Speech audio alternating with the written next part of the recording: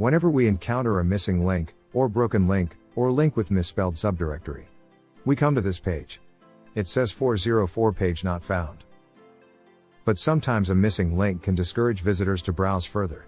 So, the smart thing to do here is to redirect them to the home page from that broken link.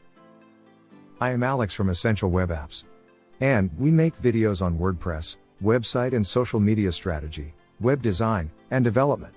To see our regularly uploaded videos, please hit the subscribe buttons and click the bell icon for notification.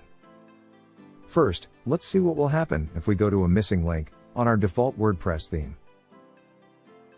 It says nothing here. This is the 404 page for this theme.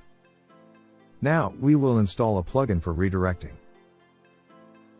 We will look for the redirect 404 to the home page. We will install this one. Now activate. That's it. You are all set. You do not have to do anything else.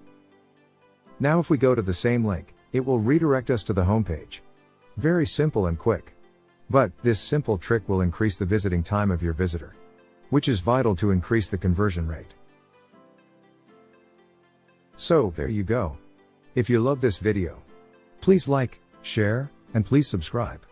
If you want a super fast business blogging WordPress theme, please see the description. And I will see you in the next video.